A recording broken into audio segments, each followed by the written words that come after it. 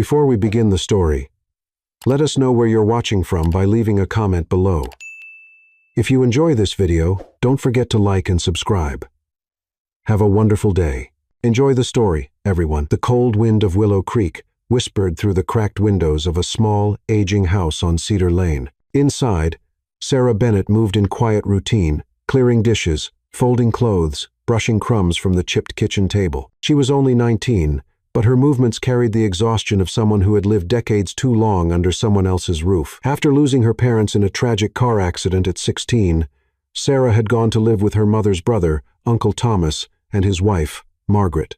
They never asked her if she wanted to come. She never asked to stay. In exchange for a roof over her head and a bed that creaked every time she turned, Sarah worked. She waited tables 6 days a week at Molly's Diner, the kind of place where coffee came in cracked mugs, and the jukebox never worked. She handed over every dollar she earned to her aunt the moment she stepped through the door each night. Sometimes, Margaret didn't even look up from her shows, just held out her hand without a word. But Sarah never complained, not when she skipped prom to work the night shift, not when she wore the same shoes for 3 winters in a row, not even when her dreams of college became faded sketches tucked beneath her mattress. She held her silence like armor, because silence, at least, couldn't be taken from her. But on a bitter Friday evening in March, the silence was shattered. Thomas stormed into the kitchen, his face pale, lips trembling with sweat and regret. "We're done, Sarah," he muttered, pacing. "I gambled again. I thought I could win it back." Margaret stood behind him like a shadow, arms folded, face sharp. "He owes over 100 grand, Sarah," she said flatly. "They said they'd take the house, everything." Sarah clutched the back of a chair. "What do you mean they?" Margaret's eyes didn't flinch. Ethan Caldwell. That name dropped like thunder. Everyone in Willow Creek knew who Ethan Caldwell was, the billionaire from Chicago who built his fortune in real estate and tech. A man whispered about more than seen, known for 2 things: being impossibly rich and terrifyingly private. Sarah's voice cracked. Why would a man like him care about $100,000? Thomas looked up with something like shame or fear. "Because I borrowed it from him, Sarah, months ago, through one of his private lenders. I thought I could double it. Then I couldn't even pay the interest. And now he wants it back," she asked, already knowing the answer. Margaret's expression hardened. "No, now he wants you." Silence fell so heavily it made the room shrink. "What?" "He made an offer," Thomas choked out. "He'll erase the debt, all of it, if you agree to marry him in 1 week. Sarah stepped back, the chair behind her scraping loudly against the floor, her throat tightened. "You sold me?" Margaret didn't blink. "You'll be taken care of. He's rich. You think waiting tables for nickels will get you anywhere?" "I'm 19, she whispered. "He knows," Thomas said. "And he doesn't care." Sarah turned to the window. Outside, the wind was blowing flakes of snow across the porch. Her breath fogged the glass. She was 19. She hadn't kissed anyone in 2 years. She hadn't worn a dress since her parents' funeral. And now they wanted her to marry a man 30 years older, a stranger. She stayed awake all night, not crying, just unraveling. And in the morning, when the sky was still dark and her fingers trembled as she buttoned up her diner uniform for the last time, a black car pulled up outside. A man in a charcoal suit stepped out, handed her an envelope with a contract inside. Sarah opened it slowly. Inside, a marriage license already signed by Ethan Caldwell, a non-disclosure agreement, a list of conditions she had to agree to, and a note in careful handwriting. "You are not property. This is your choice. Say yes, and I will provide. Say no, and you'll never hear from me again. E.C." It wasn't what she expected. No threats, no demands. Still, her heart sank. The choice wasn't really hers, not with Thomas's debt, not with the roof over her head belonging to the man who ruined her parents' savings and blamed the world for it. She walked to Molly's one last time, quietly told her boss she was quitting. He didn't ask why. By noon, she was at a fitting room in downtown Chicago, standing on a small platform as seamstresses buzzed around her, measuring and murmuring. The woman in charge, Rachel, gently adjusted a pin in the back of the white dress. "You know," she said with a soft smile, "Mr. Caldwell picked this one himself. He said he didn't want you to feel caged. He said he wanted you to feel beautiful, but comfortable." Sarah looked at herself in the mirror. Long white lace sleeves, a modest neckline, soft fabric that moved like water. It wasn't what she expected. Rachel continued, adjusting the hem. He chose lilacs for the bouquet. Said they were your mother's favorite. Sarah turned sharply. How did he know that? Rachel shrugged. He asked a lot of questions about you, more than most grooms ever do. And something trembled inside her, not affection, not relief, just confusion. Why would a billionaire care about flowers, about sleeves and fabric, about what her mother liked?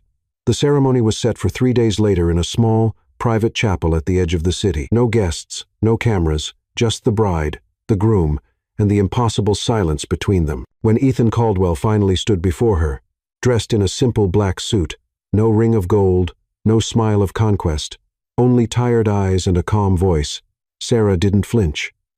He held out his hand. She placed hers in his. He didn't squeeze, didn't pull. And when the priest said, "You may kiss the bride," Ethan simply leaned forward and kissed her forehead. Sarah's breath caught. No lips, no claiming, just a gesture of kindness, unexpected, quiet, almost tender. She left the chapel with his last words echoing in her mind. "I made a promise to protect you, not to possess you." Sarah Bennett had walked into that day believing she'd lost control of her life. But as the car pulled away from the chapel, snow falling softly onto the windows, something new stirred in her chest, not freedom, not yet, but maybe a flicker of choice. Ethan Caldwell's penthouse overlooked the city of Chicago like a silent sentinel. From up here, the streets looked like rivers of light, constantly moving, oblivious to the quiet ache inside the man who owned it all. At 49, Ethan had everything most people would envy. His name etched on skyscrapers, his influence reaching across oceans. Yet inside his chest, there was a hollowness that no acquisition could fill. Not anymore. His success hadn't been handed to him. He had clawed his way out of a childhood marked by abandonment, rising from the ashes of foster homes and silent dinners to become one of the wealthiest men in America. But along the way, something had hardened in him. Something that once believed in soft things like family or love. His last relationship had ended in betrayal, not just of the heart, but of trust. After that, Ethan closed the gates of his life like a fortress. No one entered unless absolutely necessary. Business deals, negotiations, those he mastered, but intimacy, vulnerability, he buried them under marble floors and glass towers. So, why agree to marry a 19-year-old stranger? Ethan had asked himself that a dozen times since making the offer. He wasn't sure he had a clear answer. It wasn't lust. Sarah's beauty was undeniable, but his decision came from somewhere deeper, somewhere quieter. Maybe it was the way her story echoed pieces of his own. Loss, struggle, invisibility. Or maybe it was the way she never complained, never begged, never asked for more. Ethan had first learned of Sarah through the financial report of Thomas Bennett's debt. When he saw her name attached to the collateral, something made him pause. Instead of dismissing it as another broken man selling something he didn't own, Ethan became curious. Who was this girl? What he discovered made him stop sleeping properly for weeks. Sarah Bennett, top student until she dropped out to survive. No criminal record, no attention, seeking social media, no signs of rebellion. Just work shift after shift at that diner in Willow Creek. A young woman invisible to the world, surviving in silence. Ethan sent people to observe, not to threaten, just to understand. The reports came back simple. She smiled at customers, took care of old ladies who spilled soup, stayed late to clean when no one asked her to. She had a quiet kind of dignity. That's what stayed with him most. He didn't want a puppet. He didn't want a trophy. He wanted to offer someone what he never had, a place where they were safe. And maybe, in that process, he'd find a version of himself that still believed in softness. In his office, surrounded by glass walls and city noise, Ethan had rewritten the proposal letter over a dozen times. He hated the idea of being the villain in her story. He didn't want her to feel owned, so he added a line. Just one sentence that made his hand tremble. "You are not property. This is your choice."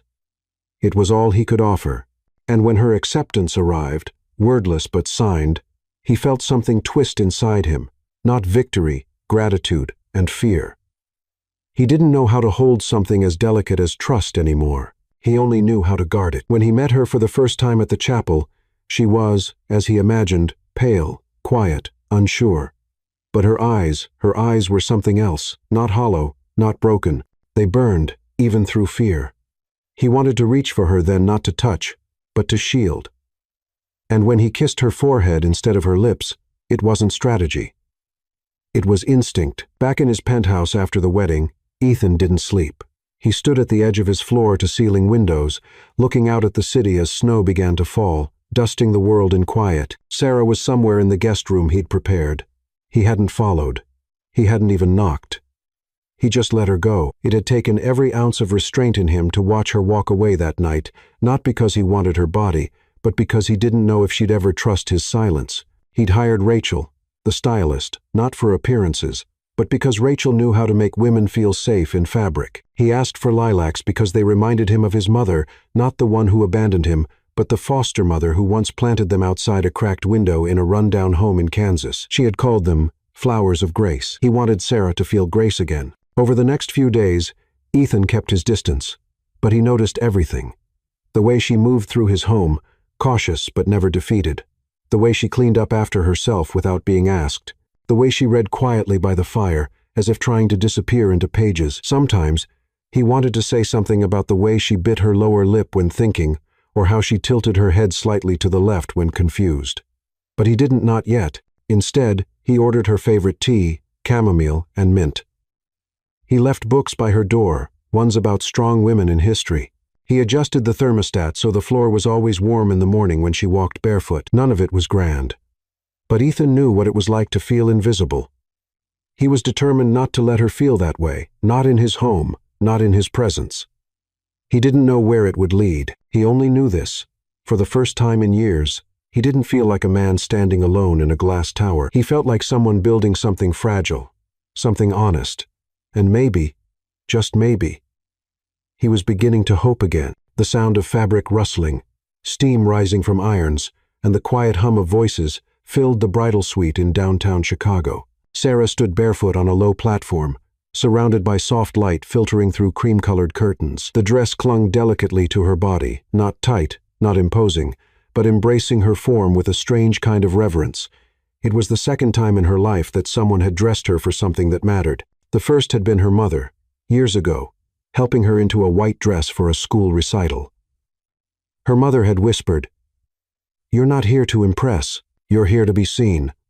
Now, as Rachel, the head stylist, adjusted the satin sleeves with expert hands, Sarah wondered what her mother would say if she could see her now. "How does it feel?" Rachel asked softly, not meeting Sarah's eyes in the mirror, but instead smoothing the lace down her back. Sarah hesitated. "Like it fits." Rachel glanced up. That's what he wanted, comfort first, elegance second. Sarah's brows drew together. "Ethan said that?" "He did."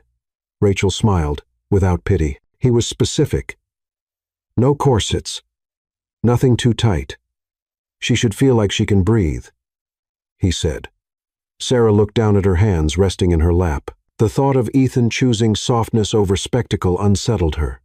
She had imagined a man who would want control, who would want a girl who bowed her head and did not ask questions. But this dress, this space, it felt like neither a trap nor a pedestal. It felt like a preparation, not for possession, but for dignity. The rest of the day was a blur of gentle hands and hushed conversations. Her nails were filed with care, not glamour.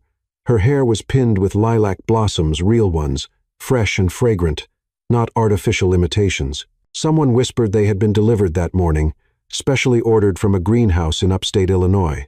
Sarah hadn't told anyone that lilacs reminded her of her mother.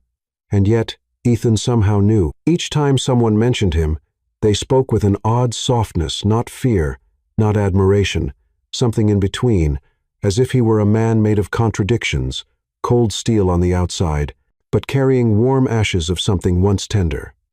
By evening, she sat in a quiet lounge near the dressing room, staring out at the city skyline. The chapel was only hours away. The papers had been signed. The rooms were booked. The silence in her chest was thick. She was going to marry a man she had never kissed, never held, never chosen. A knock at the door interrupted her thoughts. It was Rachel again, carrying a small envelope and a gentle expression. "He asked me to give you this before the ceremony," she said, placing it in Sarah's hand and stepping back with discretion. Inside was a handwritten note. "No vows will be forced. No words will be spoken that aren't yours." If you wish to walk away before you reach the altar, no one will stop you. I promise to protect your choice, even if it isn't me. E.C. Sarah's fingers trembled as she folded the paper. What kind of man gave a girl an escape the night before she was supposed to become his wife? What kind of man expected her to run and still showed up anyway? She wanted to hate him for putting her in this position, for tying his offer to her uncle's mess, for knowing too much and yet doing so little. But what she felt wasn't hate, it was confusion and a creeping curiosity.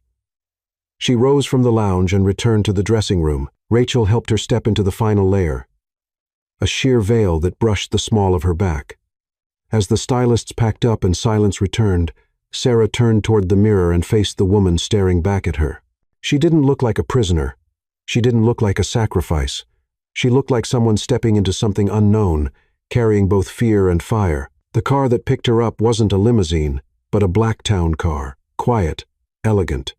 The driver greeted her with a soft nod and opened the door without a word. Inside, the air smelled of lilac and something woodsy cedar, maybe. A small glass of water sat in a holder, chilled but untouched. She stared out the window the entire ride, watching the snow begin to fall again. It didn't stick, it was too light, too early in the season, but it painted the world with a soft urgency.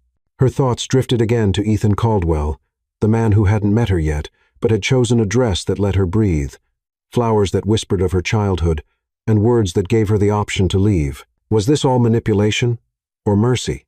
At the chapel, she was escorted through a side entrance, no flashing cameras, no crowd, just the smell of candles and fresh pine, the polished wood pews glistening in amber light. The ceremony room was small, intimate. There were only 2 chairs on each side, one occupied by a legal witness, the other by a woman who might have been Ethan's assistant. Then he appeared tall, composed, dressed in classic black and white, no bow tie, no smile, just calm eyes and steady hands. Their eyes met for the first time in full light. He didn't look away, and neither did she. There was something human in his stillness, not cold, just restrained, as if every word he didn't say sat quietly behind his gaze. As the officiant spoke, Sarah stood still, not frozen, just waiting. She half expected her knees to give, for her voice to falter when the vows were spoken, but they didn't. When it came time for him to speak, Ethan simply said, "I promise to protect you.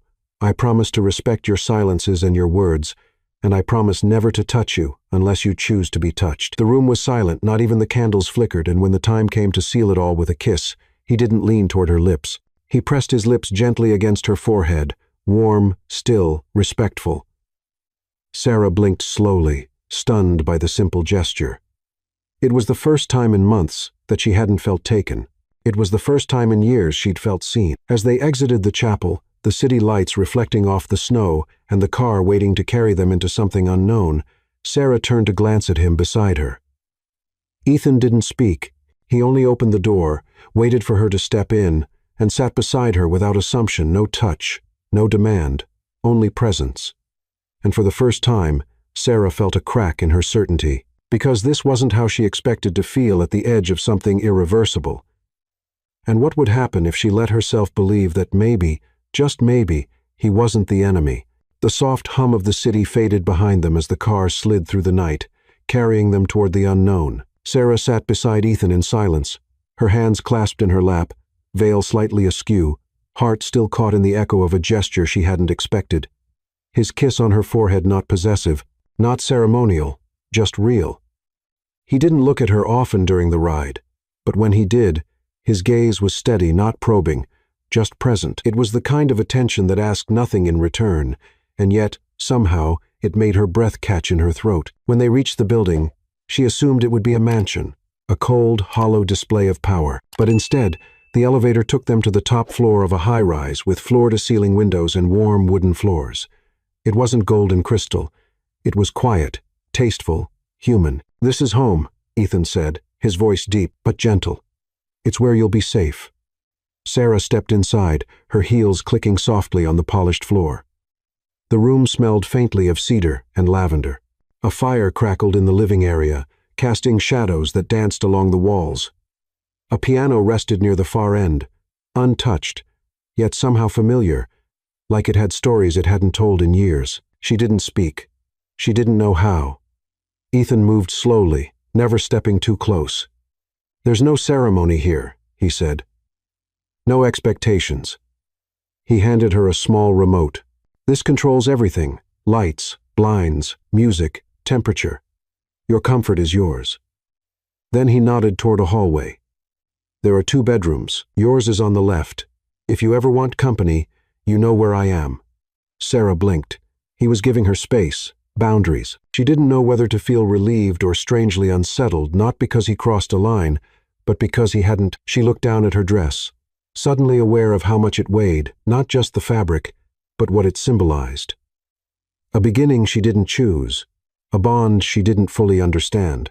"Would you help me with this?" she asked quietly, turning her back to him and gesturing toward the row of tiny buttons that ran down the center of her back. Ethan didn't respond right away, but when he did, his fingers were careful, gentle. Each button undone felt like a release not just of cloth, but of pressure. Her shoulders relaxed as he moved. When he reached the last clasp, he didn't linger. He stepped back. "I'll let you rest," he said. Sarah turned, clutching the dress to her chest, and met his gaze. There was something in his eyes, not hunger, not entitlement, but restraint, as if he was waiting to see if she'd bolt or breathe. She gave a small nod. "Thank you," and with that, she disappeared into the guest room, closing the door softly behind her. Inside, the room was warm, simple. A vase of fresh lilac sat on the nightstand. Sarah walked toward it slowly, trailing her fingers along the petals. How did he know? No one knew. That was her mother's flower, her mother's scent, her childhood memory. She sat on the edge of the bed, the satin dress pooling at her feet. Tears stung at the corners of her eyes, but they weren't from fear or regret. They were from something more dangerous, something she hadn't let herself feel in a long time. Relief. For the first time, no one had asked anything of her body. No one had made a demand. No one had reached for her with expectation in their eyes. And in that quiet, Sarah cried not because she was trapped, but because someone, somewhere, had thought she deserved to be free. She didn't sleep much that night, not out of fear, but out of confusion. Who was this man she had married? And what did he want from her, if not what every other man had wanted before? The next morning, she awoke to the smell of coffee, not overpowering, but soft, brewed with care. She stepped out of the room cautiously, barefoot, her hair loose over her shoulders. In the kitchen, Ethan was flipping pancakes. He looked up when she entered, offering a small nod. "Good morning."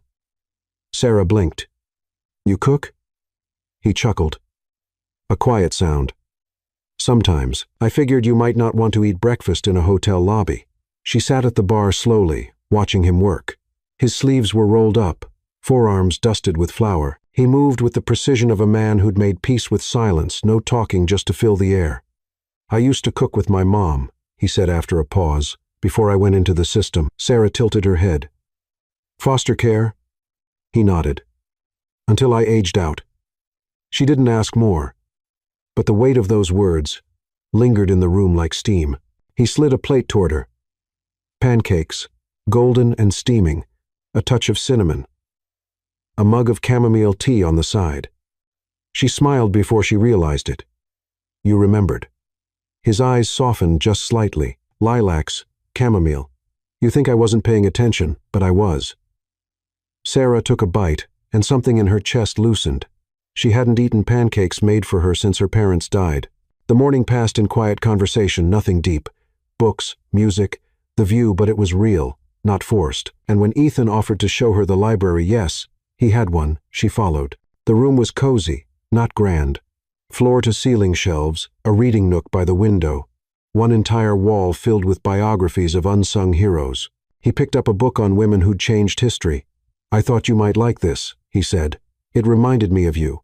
Sarah took it in her hands, tracing the cover. He had married her with no demands. He had helped her out of the dress with nothing but gentleness. He had served her pancakes in silence. And now he gave her a book about strong women. Who was this man? And why did she feel, deep in her gut, that something was shifting not between them, but inside her? Because for the first time in a long time, Sarah Bennett didn't feel like someone surviving. She felt like someone beginning. And yet, she didn't know what she was beginning toward. That evening, the city shimmered beneath a velvet sky, lights blinking like distant promises no one could reach. Sarah stood by the massive window in the guest room, wrapped in a soft robe Ethan had left folded at the foot of the bed. Her fingers toyed with the fabric absent-mindedly, her thoughts circling around a single truth. This wasn't what she had prepared herself for. She had braced for coldness, for distance, for control wrapped in kindness. But Ethan had offered none of that. No veiled threats, no seduction, no manipulation, just space. And, strangely, that unsettled her more than any demand could have. A soft knock on the door interrupted her thoughts. "Yes," she called, her voice smaller than she meant it to be. Ethan stepped in slowly, keeping his hands at his sides, his eyes respectfully lowered for a moment before meeting hers. "I just wanted to make sure you were comfortable," he said. "There's dinner in the oven if you're hungry later, and tea in the kitchen." Sarah nodded. "Thank you." He didn't move, didn't shift his weight, just stood there, quiet. Then, softly, "If you need anything." She hesitated, then exhaled. "Could you help me with my necklace? I couldn't get the clasp open earlier." He stepped forward slowly, his presence calm, his movements deliberate. She turned around, lifting her hair. He touched the clasp, and for the briefest moment, his fingers brushed the back of her neck, not inappropriately, not even intentionally, but it was warm, real. The necklace slipped off, and she felt the whisper of metal slide down her skin. "There," he said, stepping back quickly. "All done." She turned to face him again, her voice softer now. "I expected something different." Ethan tilted his head. "Like what?" "I don't know. I guess I thought." She struggled to finish the sentence. "That you'd want something from me." He didn't flinch, didn't look offended. Instead, he said, "I want you to feel safe. That's all." A pause. Then he added, "This marriage was never about owning you. I've seen what that kind of power does to people. I've been on the wrong side of it." Sarah looked down at her hands, clasped tightly in front of her. "But why marry me?" she asked, not with accusation, but with honest confusion. "Why me of all people?" He let out a breath. "Because you're not asking for anything. Because you carry so much and still move like you're trying not to disturb the world. I thought maybe you deserved someone to stop and see you." She didn't know what to say. He offered a small, almost imperceptible smile. "I'll go now. Good night, Sarah." But just before he turned, she reached out, almost without thinking, and touched his sleeve. "Wait." He froze. She searched his face. "Could you stay? Just until I fall asleep?" Ethan's eyes softened. "Only if that's what you want." She nodded. "You can sit in the chair." And that's exactly what he did. He walked to the armchair by the window and settled in, silent and still not watching her. Not hovering, just there. Sarah slipped under the covers, the sheets warm from the heater humming softly in the walls. She turned slightly to face him. "Did you ever want a family?" she asked into the quiet. Ethan took a moment before answering. "Once, a long time ago, but I stopped believing I'd find it." "Why?" He smiled sadly. "Because every time I got close to love, it came with conditions, expectations I could never meet." Sarah blinked slowly, her body relaxing into the mattress. "I know what that feels like." Silence stretched between them again, but this time it wasn't hollow. It was shared, felt. She closed her eyes, letting the warmth of the moment settle into her chest. Minutes passed. She didn't speak again. But when her breathing slowed, deepened, Ethan stood. He walked to the edge of the bed and gently tucked a loose strand of hair behind her ear. "You're safe now," he whispered, barely audible. Then, without another word, he left the room, closing the door with such quiet care it didn't even click shut. Sarah didn't see him go, but she felt his absence as something that didn't wound, but protected. And for the first time in years, she fell asleep with her heart unclenched. No fear, no shame, only one lingering question that hummed in her chest like a secret waiting to be spoken. What kind of man loves like this and asks for nothing in return? The days after the wedding slipped by in quiet rhythm, like snowflakes melting on warm skin, soft, slow, almost unnoticeable. Sarah found herself waking each morning in a bed that no longer felt foreign, to a silence that no longer felt empty. Ethan kept his promise. He never crossed a line, never stepped into her space unless invited. Instead, he lingered in the background like a steady flame, always near, never overwhelming. It started with breakfasts. Some mornings, he made pancakes. Others, omelets. One day, she woke to the smell of cinnamon and found a plate of French toast waiting by the kitchen window, beside a folded napkin and a fresh cup of chamomile tea. He never sat with her unless she asked, but one morning, she did. "Would you like to join me?" she said, barely above a whisper, her fingers wrapped around the mug. Ethan glanced up from the paper, surprised. "If you don't mind," and so it began. Conversations at the table about books, music, his favorite street in Paris, her dream of studying psychology, the moment her father taught her to ride a bike, the way Ethan once sold lemonade at age 7 to buy a rusted guitar no one ever taught him to play. It wasn't instant closeness. It was gradual, gentle, like sun warming frozen soil. Ethan had a way of listening that made silence feel sacred. He didn't interrupt, didn't rush to respond. He let her speak or not speak, and never seemed to need more than what she offered. And Sarah, for the first time in her life, felt heard. One evening, they found themselves in the library. The snow tapped softly at the windows, and the fire cast dancing gold across the floor. Sarah sat curled on the couch with a blanket around her shoulders, a novel open in her lap. Ethan entered, holding 2 mugs of tea. "I don't know how you always know exactly when I need this," she teased gently. He smiled, handing it to her. Just good timing. She watched him settle into the chair across from her, a rare ease in his shoulders. "Did you always like books?" Ethan nodded. Books were safer than people. Sarah tilted her head. "What do you mean?" He stared into the fire for a moment. "When I was a kid, I lived in 10 foster homes by the time I turned 12. Every time I got close to someone, I was moved again. But books stayed. I could open them and disappear into a world where no one sent you away." Sarah swallowed hard, her fingers tightening around her mug. I'm sorry." He met her gaze. "Don't be. It taught me how to notice quiet things." She blinked. "Like what?" "Like how you breathe deeper when you talk about your parents. How you always glance at the door before you laugh, like you're afraid someone might shut it on you." Her breath caught. It wasn't intrusive. It was intimate. A kind of seeing that felt like being known. They sat in silence after that, sipping tea, the snow falling heavier outside. Somewhere in the distance, a wind chime rang softly on the balcony. Another night, Sarah wandered into the kitchen and found him cooking. He was barefoot, in a dark t-shirt and pajama pants, humming something barely audible under his breath. "Is that Sinatra?" she asked, amused. He turned, sheepish, caught. She leaned against the counter. "What are you making?" "Something simple. You want to help?" She nodded. They moved side by side, chopping, stirring, laughing when the sauce boiled over. Her fingers brushed his once as they reached for the same spoon. And this time, neither of them pulled away too quickly. That night, they ate at the kitchen island, bare feet touching under the stools. The food wasn't perfect, but the moment was, and it kept happening. Little things, a shared laugh, a story exchanged, a glance that lingered just a moment too long. Once, she caught him watching her as she read, his face soft, unreadable. "What?"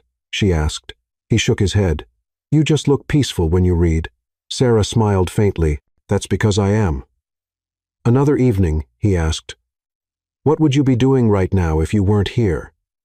She thought for a moment, probably still working at the diner, saving for community college, trying to get out. And now, she looked at him. "Now, I'm still figuring that out." And he didn't rush her to decide. He simply nodded. "I hope you take your time." Slowly, something inside her shifted. Ethan stopped feeling like a stranger, and Sarah stopped feeling like someone who had been bought. She was beginning to feel chosen. One night, as the snowstorm raged outside, the power flickered and went out. The whole penthouse dimmed into candlelight. Sarah lit a few from the cabinet and found Ethan sitting on the floor beside the fire, legs stretched out, a glass of wine in his hand. She joined him, wrapped in a blanket, shoulder to shoulder. They talked for hours about childhood dreams, about things they feared, about the quiet ache of wanting to be someone's safe place and not knowing how. "I think I stopped believing in love a long time ago," Sarah said softly. Ethan was quiet for a long moment. "Me too." And yet, there they were, sitting in the dark, sharing light neither one of them had expected to find. And somewhere between the silence and the snow, between the tea and the stories, between the glances and the unspoken warmth, something unnameable began to bloom, something gentle, something dangerous, because maybe, just maybe, this wasn't survival anymore. Maybe it was the start of something neither of them dared to call love. Not yet. But it was coming, and they both felt it. The snow hadn't stopped in 2 days. Chicago lay beneath a white hush, and everything seemed slower, softer, quieter. Inside the penthouse, the world felt even more distant, like they were sealed inside something suspended between time and breath. Sarah stood at the window, watching snowflakes swirl through the air like feathers lost in a storm. Her fingers held a steaming cup, the scent of chamomile curling into the space around her like memory. Behind her, Ethan was setting the table, 2 plates, 2 wine glasses, and a candle already flickering. He'd done this every night that week, never once asking, never once expecting, but always inviting. Tonight was different, not because of what he did, but because of how she felt. Something inside her had shifted, not like a door opening, but like light, slowly filling a room that had lived too long in dusk. After dinner, they sat on the floor near the fire again. Sarah's laughter rang out as Ethan recounted the time he accidentally wore mismatched shoes to a board meeting and didn't notice until the CEO of a rival company pointed it out with a smirk. "I wore those damn shoes for 3 hours," he said, chuckling, "and I didn't care until I saw the photos later." She shook her head, smiling. "You always look so put together. It's hard to imagine you off balance." Ethan looked at her then, his expression softening. "That's because you haven't seen me with you." The fire crackled. The silence that followed wasn't awkward. It was heavy with meaning. Sarah looked down at her hands, then back up. Her voice came quiet. "Do you know how many people have wanted something from me?" He didn't answer. "They've wanted silence or service or obedience or my body." Her voice didn't tremble. "But you've never asked for any of that."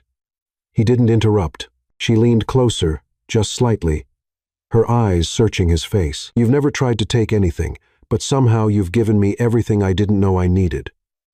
He inhaled slowly, as if bracing for something he didn't dare hope for. Sarah reached for his hand, not trembling, not hesitant. "I trust you, Ethan," she said.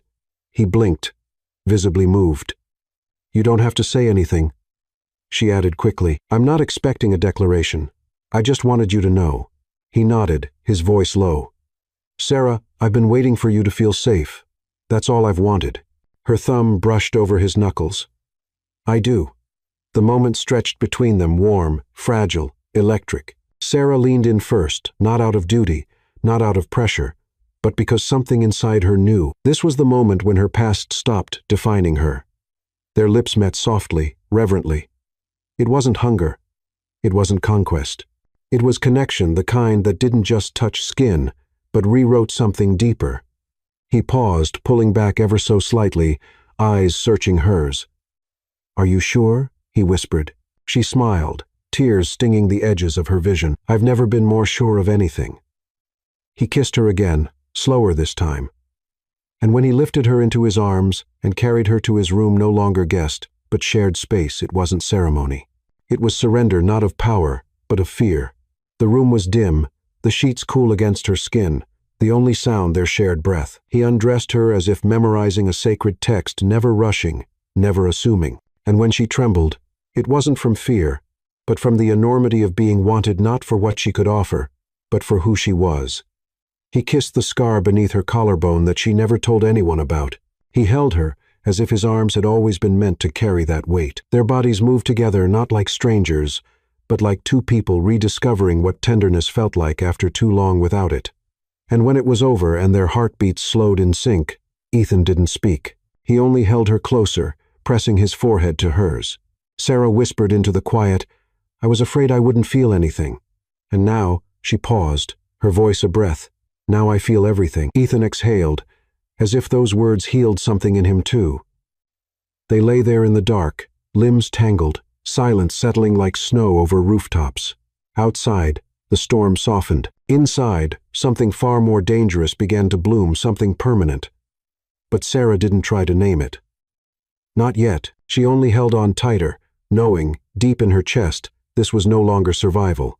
This was choosing. The morning after was different, but not in the way Sarah had feared. There was no awkwardness, no shift in tone, no ownership in Ethan's eyes, just a quiet tenderness that lingered like sunlight warming bare skin after a long winter. When she woke, his side of the bed was empty, but a soft note rested on the pillow. "Breakfast is waiting. No rush. E." She smiled, pulling the sheet around her as she sat up. Her body ached in ways that reminded her she had surrendered completely. But her spirit felt stronger than it ever had. She wasn't broken. She wasn't used. She was loved, and, more importantly, she had chosen to be. Downstairs, the table was already set. Warm toast, eggs, and strawberries cut into heart shapes that made her laugh. Beside her plate sat a small leather-bound book, The Art of Letting Go. Inside, a bookmark rested on the first chapter, Love Built on Fear is Not Love at All. She turned the page slowly, her fingers brushing the soft paper. "Morning." Ethan's voice came from behind her, gentle and low. She turned. He was barefoot, hair slightly tousled, holding 2 mugs of tea. "Chamomile," he said, "and coffee, just in case." She took the tea, her fingers grazing his, and for a long moment, they just stood there, close, grounded in something real. "Did you sleep well?" he asked. She nodded. "Better than I have in years." They ate slowly, without rush, without pretense. And when the dishes were cleared, Ethan gestured toward the elevator. "I want to show you something." She followed. Curiosity piqued. He led her to the rooftop. The sky above was pale blue, streaked with early sunlight. Snow blanketed the garden in quiet beauty, untouched except for the path he had already cleared. There was a small bench beneath an awning, a blanket folded over it. He offered it to her and sat beside her, their breath visible in the cold. "This was the first thing I built when I bought the place," he said, looking out over the skyline. "Not the view, not the wine cellar, this." Sarah glanced around, puzzled. "Why?" "Because I wanted a place where I could sit and remember I was still human." She smiled faintly. "You never seemed like someone who forgot." He chuckled, shaking his head. "I did for a while, until you." She looked at him, heart tugging. "I don't want to be someone you need to rescue," she said. He met her eyes, serious now. "And I don't want to be someone who cages you." There was silence. Then he reached into his coat and pulled out a folder. "What's this?" "A proposal," he said. "But not the kind you're thinking." Inside were documents, college applications, psychology programs, grant options, blank forms waiting for her name. "I looked into some schools," he said quietly. "In case you still want to study." Sarah stared at the papers. "You did this for me?" He nodded. "Not because you owe me anything, but because you deserve to build your own future on your terms." Her eyes filled. "No one's ever asked me what I wanted." "Well," he said, voice low, "what do you want, Sarah?" She couldn't answer. Not yet. The question was too big, too beautiful. But her silence wasn't hesitation. It was awe. In the weeks that followed, their bond only deepened. They danced barefoot in the living room when no music played. They argued over books, laughed over burnt dinners, and shared quiet Sunday mornings in pajamas, reading on opposite ends of the same couch, her legs across his lap, his hand resting on her ankle without needing more. Ethan never tried to change her, and Sarah never tried to shrink herself to fit his life. They moved together not as master and wife, not as debt and repayment, but as equals, as partners. One evening, Sarah stood by the piano while Ethan played a slow, uncertain melody. He didn't know she was watching until she laughed gently. "You said you never learned." He grinned, lied. "Why?" "I wanted to see if you'd stay long enough to find out." She crossed the room and leaned on the piano. "I'm not going anywhere." Their eyes met, and neither one of them blinked. Later that night, as they lay in bed, her head on his chest, his fingers tracing idle circles on her shoulder, Sarah whispered into the quiet, "I thought I was marrying a man who wanted to own me." Ethan's hand stilled. "But I fell in love with a man who let me be free." He kissed the top of her head. "I never wanted a wife," he murmured. "I wanted a witness, someone who could see me and stay." She pressed closer. "Then I guess we both got what we didn't know we needed." Outside, snowflakes fell again, gently brushing the window like blessings. And inside, in the stillness of breath and truth and slow becoming, love took root, not as a fairy tale, but as something real, something chosen. And yet, even then, neither of them could have imagined what the next chapter would bring. The first signs came quietly, easily mistaken for the toll of winter. Sarah felt more tired than usual. Her appetite, usually steady and balanced, became unpredictable.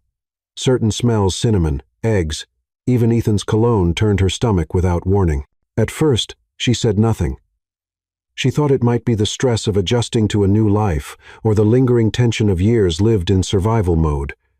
She told herself it would pass, but it didn't. One afternoon, while Ethan was away in a meeting, Sarah found herself curled on the couch under 2 blankets, her skin clammy and breath shallow. Rachel, now more of a friend than a stylist, had stopped by to deliver fabric samples for a charity event. She took one look at Sarah's pale face and narrowed her eyes. "When was your last cycle?" she asked softly. Sarah blinked. "I don't remember." Rachel didn't push. She simply placed a small pharmacy bag on the counter before leaving, her hand brushing Sarah's arm with knowing warmth. Inside, 2 pregnancy tests. Sarah stared at them for an hour before finally walking to the bathroom, hands trembling. She sat on the edge of the tub, holding her breath as the minutes ticked by. 1 line, then a second, and a 3rd test, and a 4th, all positive. Tears welled in her eyes, not from fear, not even from joy, from the sheer impossible fact of it. She was pregnant with Ethan's child. And suddenly, everything shifted. She didn't tell him immediately, not out of doubt, but because she needed a moment to breathe, a moment to feel the weight of it alone. That night, she cooked dinner, something simple, warm, familiar. Ethan noticed her silence but didn't press. He only watched her, gentle as always. After the plates were cleared and the lights dimmed, she took his hand and led him to the rooftop garden, now blanketed in snow. The sky above was crisp, filled with stars. "I need to tell you something," she said, her voice low. Ethan turned to face her fully. "What is it?" She placed his hand over her stomach. At first, he looked confused. Then his breath hitched, his eyes widened, flicking from her face to his hand to her eyes again. He whispered. Sarah nodded, barely holding back tears. "Yes." For a moment, he just stood there, frozen, as if the world had narrowed to that single truth. Then something broke in him. He exhaled shakily, pulled her into his arms, and held her with a force that was equal parts disbelief and wonder. "I never thought," his voice cracked. "I never thought I'd be someone's father." "You already are," she whispered against his chest. "Starting now." He stepped back, looking at her with eyes glistening. "Sarah, are you happy?" She laughed softly through her tears. "I don't even know what to feel, but I'm not afraid." Ethan cupped her face. "Whatever this child needs, whatever you need, I'll give it. I'll protect you both. I'll love you both." They stood in silence, letting the snow fall around them. Later that night, Ethan brought out an old notebook, its leather worn, pages filled with scribbles. He handed it to her. "What's this?" "My list," he said. "Everything I promised myself I'd do if I ever had a child." Sarah flipped through the pages. "Read bedtime stories. Never miss a birthday. Teach them to cook. Tell them the truth, even when it's hard. Show them what love looks like by how I treat their mother." She couldn't hold back the tears. "I don't know how to be a mother," she confessed. Ethan took her hand. "Neither do I, but we'll learn together." In the days that followed, something opened between them. They visited bookstores, flipping through baby name guides, arguing playfully about nursery colors. Ethan insisted on soft greens and creams. Sarah wanted pale lilac, of course. He touched her more now, not out of desire, but devotion. A hand on her back when she stood too quickly. Fingers brushing her hair back as she fell asleep. Kisses on her stomach, spoken dreams whispered into her skin. Sometimes, she caught him talking to the baby when he thought she was asleep. "Hi there," he'd say, fingers splayed protectively. "I'm your dad.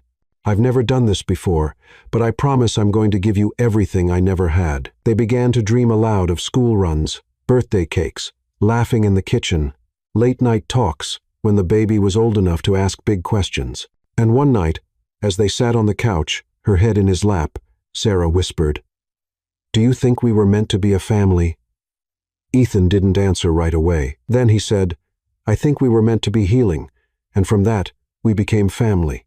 Sarah smiled through the tears, not of sadness, but of awe, because she wasn't just becoming a mother, she was becoming herself. And what none of them knew yet, what no test could show, and no plan could predict, was that this child would not only transform their lives, but reveal secrets from the past that neither Sarah nor Ethan were ready to face. The air had begun to shift. Winter was slowly giving way to the promise of spring, though the snow still clung to the corners of the city like memories that refused to melt. Sarah was in the study one afternoon, organizing old boxes Ethan had offered to donate to a local shelter. It was a quiet day. Ethan was away at a business meeting, and she found peace in the stillness. As she reached for a dusty carton labeled Bennett Family, something inside her paused her last name, her past. She hadn't spoken to her aunt and uncle in months, not out of revenge, just silence. She had forgiven Thomas, at least in pieces, but she hadn't known how to revisit that version of herself, the version that wore pain like a second skin. The box wasn't from them. It was from a storage unit in Willow Creek, now closed. Ethan had quietly paid off the debts and transferred everything into their care without telling her. Inside were faded photo albums, a few trinkets, and a worn envelope sealed in wax. Her mother's handwriting stopped her heart. To Sarah, for when she is ready. With trembling fingers, she broke the seal. There were several folded letters inside, neatly tied with blue ribbon. The first bore her father's name. My dearest Sarah, if you're reading this, it means life took a turn we never wanted, but perhaps, in some strange way, you found your way back to us. We tried to protect you, sweetheart. You were never meant to carry the weight you did. Your Uncle Thomas, we loved him, but he got lost. He was being threatened by people bigger than we could handle. The money, the lies, we tried to clean it up before it reached you. The accident that took us, it wasn't just a crash. We were going to confront someone that night. We wanted to save your future. Please, don't hate him. He was a good man once, and sometimes good people break under pressure. All we ever wanted was for you to be free, to be loved the way you deserved. If you ever find someone who gives you that, don't run. Let yourself be loved. We'll always be with you. Love, Dad. The second letter was shorter, from her mother. My little bird, you were always brave, even when the world wasn't kind. I know you're probably scared, and I know this letter can't undo the hurt, but I want you to know something. You were born from love, not chaos, not debt, not desperation, and I believe, deep in my bones, that you'll find someone who sees you, someone who will stand in the fire for you. Let that kind of love in. Let it change you. You were never meant to survive. You were meant to bloom. Always, Mom. Sarah didn't realize she was crying until the words blurred on the page. She clutched the letters to her chest, knees pulled to her chest, rocking slowly as wave after wave of release poured through her. All this time, she had carried guilt for things she never caused, wounds that weren't hers to bear, silences she had mistaken for punishment. Ethan found her there an hour later, the sun dipping low outside the window. He knelt beside her, wordless, and gently pried the letters from her hands to read them silently. When he finished, he looked at her with a depth of tenderness she had never seen. I wish they could see you now, he whispered. She laughed through the tears. Maybe they do. He held her as she wept, not just for the loss, but for the release. And the next day, without announcement or fanfare, Sarah asked to visit her aunt's home. Margaret opened the door slowly, thinner now, older than Sarah remembered.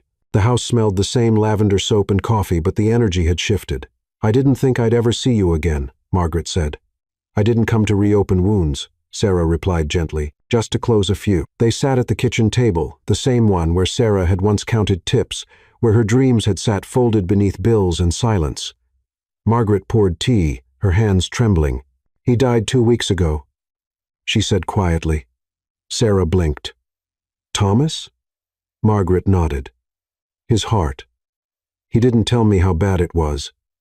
Just went to sleep and never woke up. Sarah exhaled slowly. She felt no rage, only sadness, a kind of grief that didn't demand attention, but simply settled. I found letters, she said after a while. From my parents. Margaret wiped her eyes. He kept those, always said they belonged to you. Sarah reached across the table, placing her hand over the older woman's. I forgive you, she said softly. Both of you. Margaret broke. The sobs that followed weren't loud, they were tired, emptying centuries of shame and regret released in the space of one touch. They talked until the sky turned dark. When Sarah returned home, Ethan met her at the door and pulled her into his arms. How do you feel? He asked. Light, she said. like I finally made space for the new. He placed a hand over her growing belly. Then we're ready.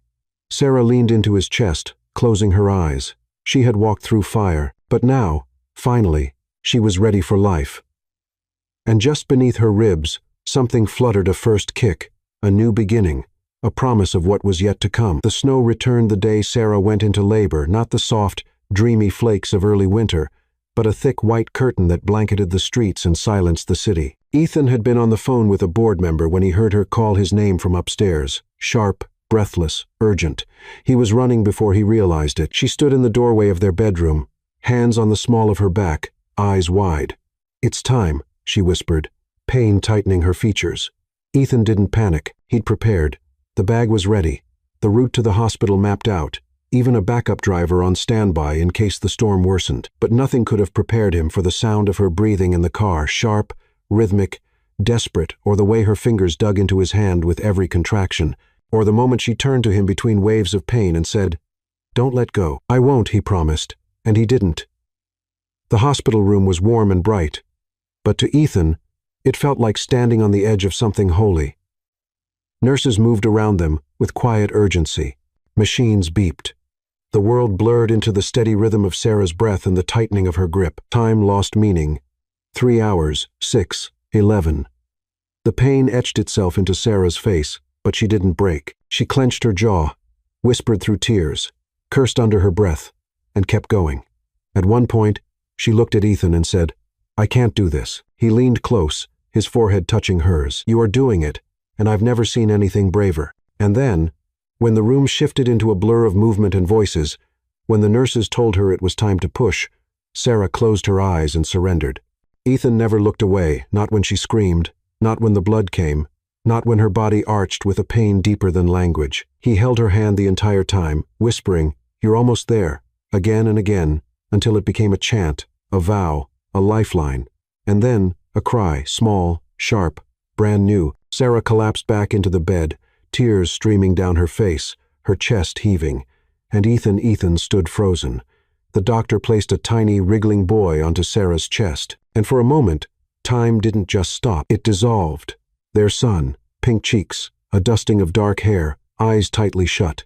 Sarah stared in wonder, barely able to speak. Ethan knelt beside the bed, tears falling freely now, hands shaking. She looked at him. "Ethan, meet Oliver." He reached out slowly, his fingers grazing the baby's back. Oliver stirred. Tiny hands curled into fists, a soft whimper escaping his lips, and Ethan broke completely. He lowered his head to his son's, pressing his lips against the tiny crown, his shoulders trembling with silent sobs. "I never thought I'd be here," he whispered. "I never thought I'd be enough." Sarah reached for his hand. "You are."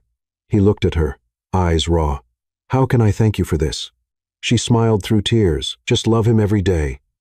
That's all he'll ever need." They stayed like that for hours, no calls, no visitors, just the three of them, wrapped in warmth, in tears, in the quiet miracle of becoming something new. Later, as snow fell beyond the hospital window, Ethan stood at the glass with Oliver nestled in his arms. Sarah watched from the bed, drowsy but alert. He rocked slowly, whispering things she couldn't hear. "What are you telling him?" she asked. Ethan turned, his expression open, full of something new, something unshakable. "I'm telling him he was born from choice," he said. "Not obligation, not chance, but two people who chose each other and now choose him." Sarah wiped her tears. "I'm telling him," Ethan continued, looking down at the tiny face pressed to his chest, "that he will never wonder if he's loved not for a second." They brought Oliver home 2 days later, bundled in a cream-colored blanket, his face half hidden beneath a soft hat. The penthouse felt different, not larger, not quieter, just fuller. Sarah stood in the nursery Ethan had built himself. Painted walls in soft sage, shelves filled with books and plush animals, a rocking chair beside the window. She placed Oliver gently into the crib, brushing her fingers over his tiny cheek. Ethan stood behind her, arms wrapping around her waist, chin resting on her shoulder. "He's perfect," she whispered. "He has your courage," Ethan said, "and your eyes." Sarah turned to face him.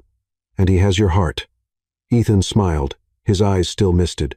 "Then he's already the luckiest boy alive." They stayed there until Oliver drifted off to sleep, the hush of the city below like a lullaby. And for the first time since she was a child, Sarah felt it not safety, not comfort, but home. Because home, she now knew, wasn't a place. It was people. It was Ethan. It was Oliver. It was love. And as she turned off the light and let Ethan lead her back to bed, she whispered to herself, "This is what they meant. This is what they were trying to protect me for." The house on the outskirts of Chicago was nothing like the penthouse they once called home. It had a porch that creaked when you stepped on the second board, a kitchen that always smelled like cinnamon and coffee, walls covered in framed drawings done with crayon and glitter glue. There was a swing set in the backyard, weathered, sun-warmed, scattered with toys and memories and laughter. Endless, uncontainable, innocent laughter. Sarah stood barefoot in the kitchen, holding a baby on one hip while flipping pancakes with the other. Her robe was half-tied, her hair in a bun that had surrendered hours ago. But there was peace in her eyes. Oliver, now 5, raced through the hallway with a toy cape flying behind him, shouting something about space pirates and invisible treasure. Ethan appeared seconds later, wearing pajama pants and mismatched socks, chasing their son with a grin so wide it made Sarah pause just to watch him. This was their life now. Not perfect, but perfectly theirs. Ethan still ran his company, but he no longer let it run him. He worked from home most days, never missing a school play, a pediatric appointment, or a chance to kiss his wife's shoulder while she stirred soup. Sarah had gone back to school after Oliver was born, slowly, carefully, one class at a time. Now, she was a part-time counselor at a local youth center, working with girls who reminded her of who she used to be, girls who needed someone to look them in the eye and say, "You matter. You're more than your circumstances." Some days were chaotic, some were exhausting, but all of them, every single one, were built on choice. Every morning, Ethan chose to kiss her before checking his phone. Every evening, Sarah chose to listen, to hold his hand even when they were too tired for words. And every night, as their children slept, because yes, there was a second now, a wide-eyed little girl named Lily, who had Ethan wrapped around her tiny finger, they chose to say thank you, even in silence. One autumn afternoon, Oliver climbed onto Ethan's lap, his face serious. "Daddy," he said, "do people ever stop loving each other?" Ethan paused, brushing a strand of hair from his son's forehead. "Sometimes," he said gently, "when people forget to choose each other." Oliver tilted his head. "But you and Mommy never will, right?" Ethan smiled. "Never. Why?" "Because every day," Ethan said, glancing at Sarah across the room, "I wake up and choose her all over again." Sarah turned at that exact moment, as if she had heard every word, and smiled, not the kind of smile worn for show, but the kind that said, "I know exactly who I am, and I know exactly where I belong." Later that night, when the house was quiet and the children finally asleep, they stood on the porch beneath the sky, scattered with stars. Ethan wrapped his arms around her from behind, pulling her close. "Do you remember the first night?" he whispered. She laughed softly. "Which part? The awkward silence? The lilacs? You running out of the room like you were afraid I'd combust?" He chuckled. "All of it." She turned to face him. "We were strangers. Now we're everything," he said. Sarah rested her head against his chest, listening to the heartbeat that had once felt so far away. They stood like that for a long time, no urgency, no fear, just love. Quiet, real, resilient. Not built in a single moment, but in thousands, thousands of tiny, sacred moments. A forehead kiss instead of a claim, a pancake on a cold morning, a chair pulled closer during silence, a whispered "I trust you." And maybe that was what love truly was, not fireworks, but presence, not perfection, but choice. Over and over and over again. They didn't fall in love all at once. They built it through silences, through choices, through days that asked for patience and nights that asked for presence. What began as an agreement became a devotion, not loud, not perfect, but real. And perhaps, in the end, that's what love truly is, the quiet decision to stay. And because sometimes the greatest kind of love is simply the one that shows up,